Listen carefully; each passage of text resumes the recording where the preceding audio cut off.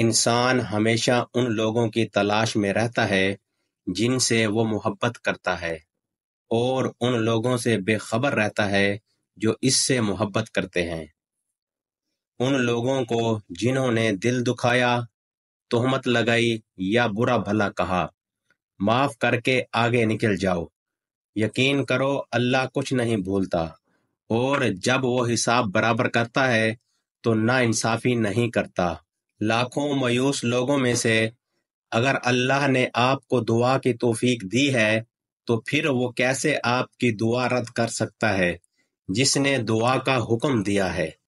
پھل درخت کے اندر سے نہیں آتا، یقین نہیں تو درخت کاٹ کر دیکھ لو، لکڑی ہی لکڑی ہے۔ رزق زمین کے اندر سے نہیں آتا، یقین نہیں تو کھدائی کر کے دیکھ لو۔ آپ کی تمام پریشانیاں آپ کی خواہش کی وجہ سے ہوتی ہیں، خواہش کو چھوڑ دو، پھر تمہیں سکون مل جائے گا۔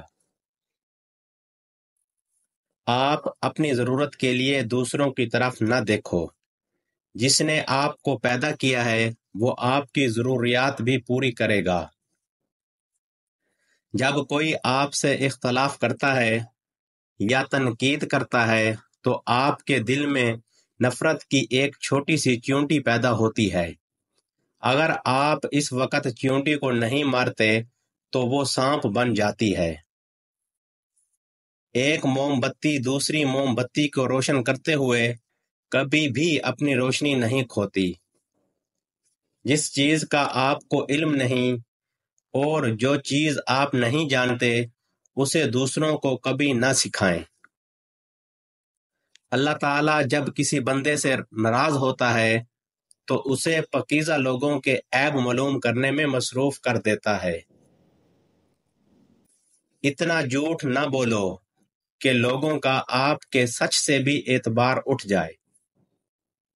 علم یہ ہے کہ آپ کو معلوم ہو کہ کیا کہنا ہے، اور حکمت یہ ہے کہ آپ کو معلوم ہو کب کہنا ہے۔ جب کوئی پرندہ اڑنے کی ضد کر لے تو ہوا کو راستہ دینا پڑتا ہے۔ معزز بننا چاہتے ہو تو دوسروں کی عزت کرو، کیونکہ یہ کام معزز بندہ ہی کرتا ہے، اور یہی انسانیت کا کمال ہے۔ اللہ پاک ایسے انسان کو اپنا ولی بنا لیتا ہے جو انسان یہ 4 کام کرتا ہے: کم کھاتا ہے، کم سوتا ہے، کم بولتا ہے اور لوگوں سے کم ملتا ہے۔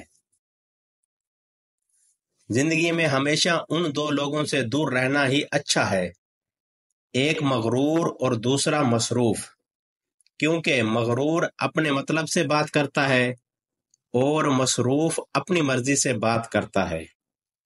جو حد سے زیادہ پیار کرتا ہے وہ حد سے زیادہ نفرت بھی کر سکتا ہے، کیونکہ شیشہ جب ٹوٹتا ہے تو وہ خطرناک ہتھیار بن جاتا ہے۔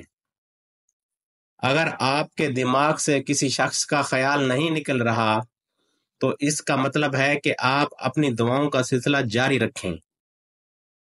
انسان کا دماغ تو صرف اتنا ہی ہے، اگر اسے جانور کہا جائے تو وہ ناراض ہو جاتا ہے، اور اگر اسے شیر کہا جائے تو خوش ہو جاتا ہے۔ آپ کے لیے سب سے اچھا وقت وہ ہے جس وقت بدترین لوگ بے نقاب ہو جائیں۔